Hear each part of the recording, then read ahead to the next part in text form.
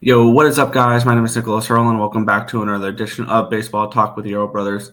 As we continue on our postmortems of eliminated teams, episode 2, the Chicago White Sox. They have currently the second worst record in baseball.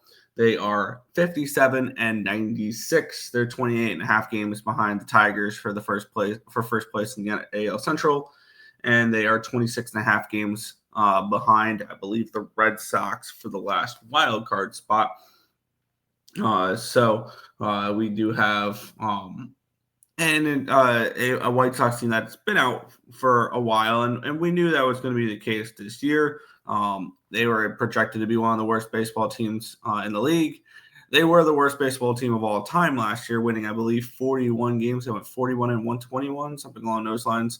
And they have made a nice improvement.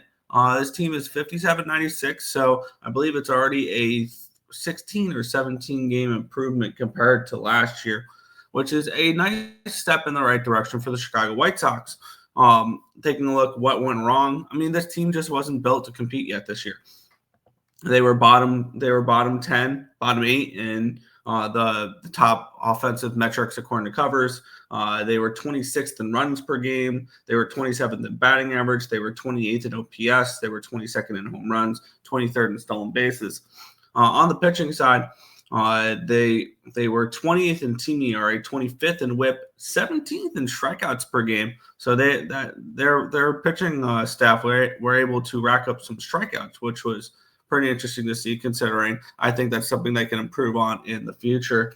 It kind of feels like an obvious statement there, and then 26th in quality starts, 28th in errors.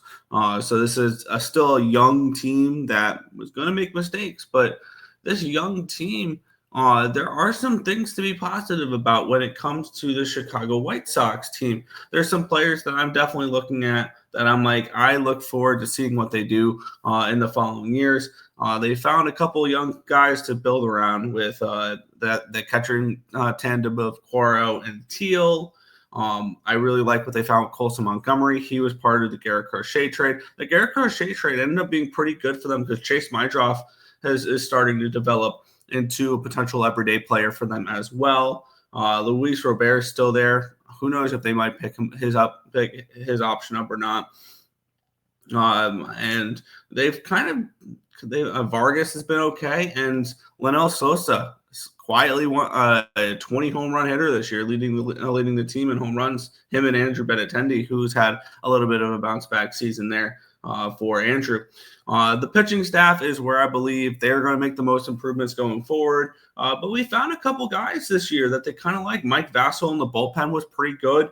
2.45 ERA. Sean Burke, I think, has potential as well. Obviously, we had Shane Smith, who was their all-star this year. He was a Rule 5 pick, so that was a really, really good Rule 5 pick for the White Sox to be, I believe, just the second Rule 5 pick to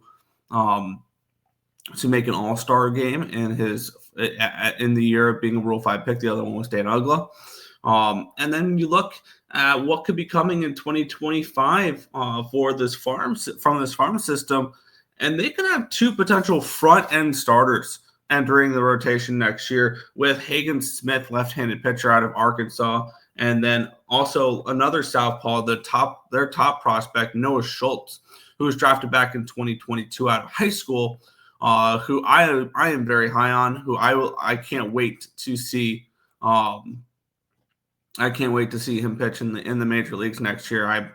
I thought he had a chance to win Rookie of the Year this year, and he never even made the majors. But I think that you put him in the rotation to start next year. Same conversation we can be having next year with Noah Schultz, Rookie of the Year there. So it may obviously 57 and 96. If they go 6-3, they can avoid a 100-loss season after only winning 40 or 41 games last year. So definitely a major, major step in the right direction. There are some things to be excited about there if you are in Southside with this White Sox team. This is a young team that they're starting to build a nice little core here, and I look forward to seeing what they do in the next few years, to see if they go out and improve this team at all or not. because I could see this team with this core that they're building be a playoff contender within a couple years, something I can't say with the Rockies. And I think between the Rockies and the White Sox, the two teams we've talked about that have eliminated so far, the brighter future is absolutely in Chicago. And I do think they can be I think next year they can take a step up and be a 75 potentially win baseball team. And then the following year, they can be flirting with the division potentially there. So I think we're going to continue to see nice improvements from this White Sox squad. Let me know in the comment section below what's your thoughts on the Chicago White Sox team going forward. Did you think that this was a decent season for them? I think it was, considering they lost 120 games last year. But that is going to do it for this edition of Baseball Talk with the All Brothers, Chicago White Sox edition. I believe next one will be the Washington Nationals that we will talk about there. So we'll talk about them next. But that's going to do it for this one. I want to thank you guys as always for watching, and we'll catch you guys in the next one. Peace out, guys.